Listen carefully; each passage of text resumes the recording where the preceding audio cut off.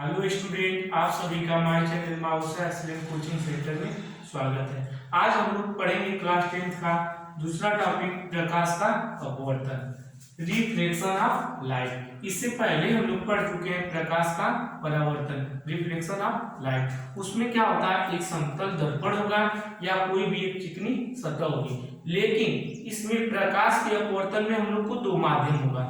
ठीक है, कि प्रकाश का अपवर्तन क्या होता है।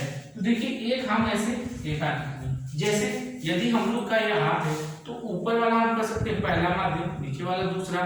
ठीक है, इसको मतलब एक माध्यम हो जाता है पहला दूसरा। ठीक है, तो इसी प्रकार एक रेखा खींचे तो एक ऊपर वाला माध्यम हो गया, इसको हम कहेंगे पहला माध्यम, नीचे वाला हम इसको कहेंगे दूसरा माध्यम।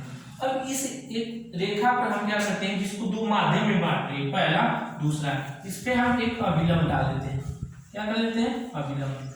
ठीक है, इसका नाम दे दे रहे हैं यक्स, यक्स डैश, इसका हम नाम दे दे रहे हैं यन, अभिलंब यन, और ये भी अभिलंब तो इसको यन, इसको हम कह दे रहे हैं यन1, इसको यन2। ठीक है, अब देखिए क्या होता है।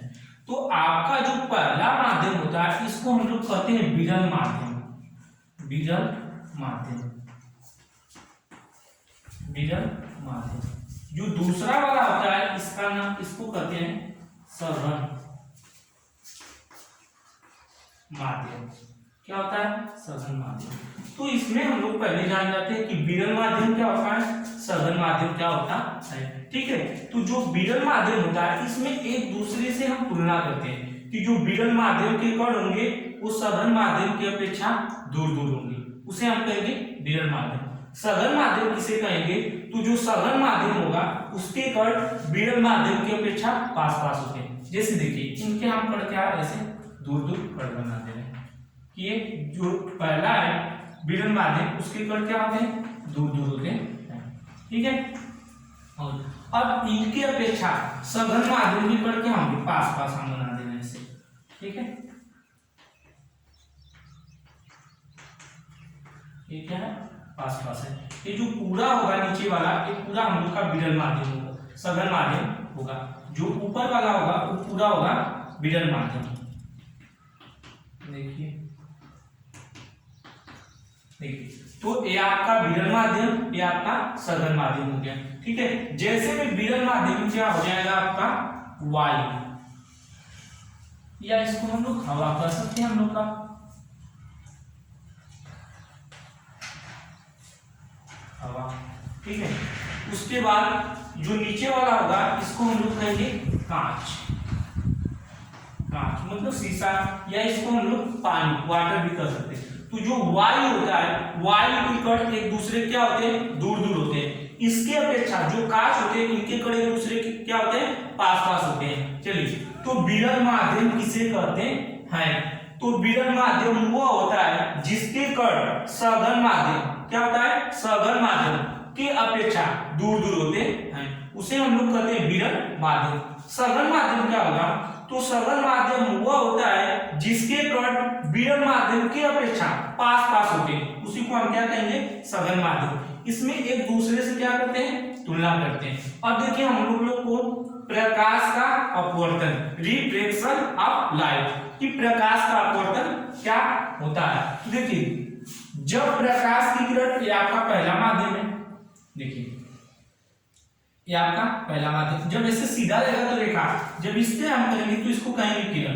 तो जब प्रकाश की किरण पहले माध्यम से दूसरे माध्यम में प्रवेश करती है या जाती है तो अभिलंब, ये आपका है अभिलंब, वो अभिलंब की तरफ थोड़ा झुक जाती है, जिसे हम लोग कहेंगे प्रकाश का अपवर्तन। देखिए, दूसरा कह सकते हैं कि जब प्रकाश की किरण विरल माध्यम से सघन माध्यम में प्रवेश करती है या जाती है तो अभिलंब की तरफ थोड़ा झुक जाती है, उसे हम कहते हैं प्रकाश का अपवर्तन। देखिए, प्रकाश की किरण एक माध्यम से दूसरे माध्यम में जाएगी तो या तो अभिलंब की दूर हट जाएगी या क्या आएगी, पास आएगी।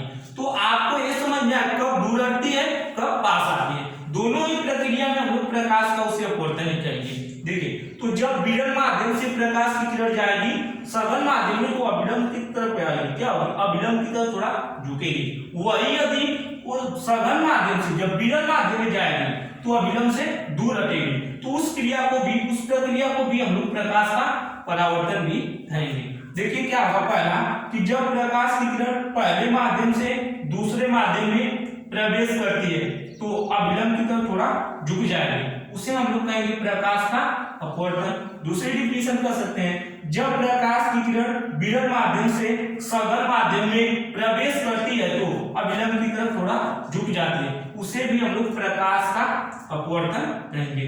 या कह सकते हैं जब प्रकाश की किरण एक माध्यम से, मतलब ऊपर वाला आपका पहला कोई माध्यम, एक माध्यम से दूसरे माध्यम में प्रवेश करती है या जाती है तो अपने पथ या रास्ता से विचलित हो जाती है, इधर उधर हो जाती है, उसी को हम कहेंगे प्रकाश का अपवर्तन। देखिए अब जो किरण आती है उसको हम लोग कहते हैं आपतित किरण, उसको क्या कहेंगे, आपतित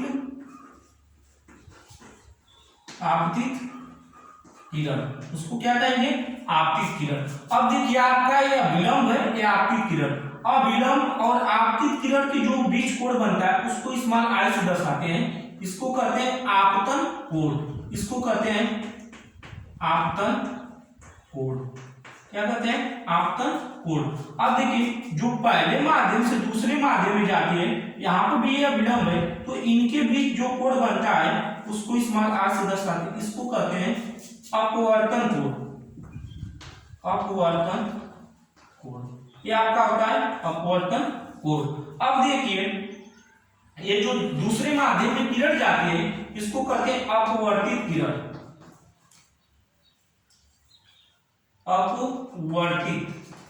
अपवर्तित किरण, क्या कहेंगे, अपवर्तित किरण।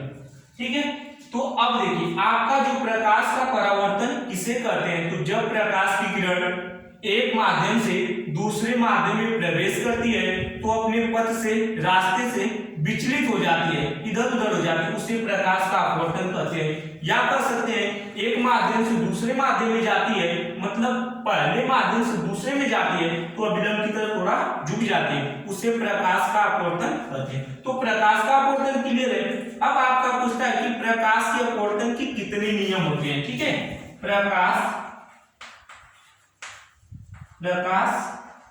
के अपवर्तन के नियम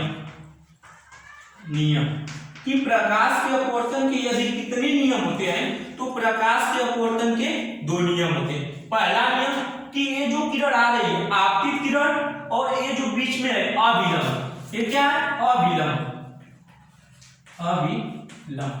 ठीक है, आपतित किरण, अभिलंब व अपवर्तित किरण तीनों एक ही तल पर होते हैं। क्या होते हैं, तीनों एक ही तल पर होते हैं, इससे प्रकाश का अपवर्तन का पहला नियम कहते हैं। अब देखिए आपतन कोण, अपवर्तन कोण, ठीक है, तो दूसरा आपका होता है साइन आई बटा में साइन आर बराबर एन नियतांक, इसे हम कहते हैं प्रकाश के अपवर्तन का द्वितीय नियम या स्नेल का भी नियम कहते हैं। मतलब पहले माध्यम में बना आपतन कोण साइन, ठीक है, आपतन कोण की ज्या, दूसरे माध्यम में बना अपवर्तन कोण की ज्या, मतलब साइन आर। ठीक है, इसमें तो साइन आई बटा में साइन आर बराबर होता है नियतांक। आप कह सकते हैं कि आपतन कोण साइन आई, अपवर्तन कोण साइन आर का अनुपात बराबर होता है नियतांक, मतलब स्मॉल एन के। ठीक है, एक बार लास्ट पूरा एक बार देख लीजिए, आपका प्रकाश का अपवर्तन, रिफ्लेक्शन ऑफ लाइट, कि प्रकाश का अपवर्तन किसे कहते हैं। तो जब प्रकाश की किरण एक माध्यम से दूसरे माध्यम में प्रवेश करती है तो अभिलंब की तरफ थोड़ा झुक जाती है, उसे प्रकाश का अपवर्तन कहते हैं। प्रकाश के अपवर्तन के कितने नियम होते हैं, तो दो नियम। पहला नियम आपतित किरण, अभिलंब तथा अपवर्तित किरण तीनों एक ही तल पर होते हैं, उसे हम प्रकाश के अपवर्तन का प्रथम नियम कहते हैं। दूसरा आपका होता है साइन आई बटा में साइन आर बराबर एन नियतांक, जिसे स्नेल का नियम कहते हैं। स्नेल का नियम क्या होता है, तो आपतन कोण का अनुपात तथा अपवर्तन कोण का अनुपात बराबर नियतांक, जिसे हम लोग स्नेल का नियम कहते हैं। अब देखिए जो किरण आती है उसको आपकी किरण, जो पहले माध्यम से दूसरे माध्यम में जाती है उसको क्या कहते हैं, अपवर्तित किरण। यही आपका प्रकाश का अपवर्तन। अगले वीडियो में हम लोग पढ़ेंगे प्रकाशित माध्यम।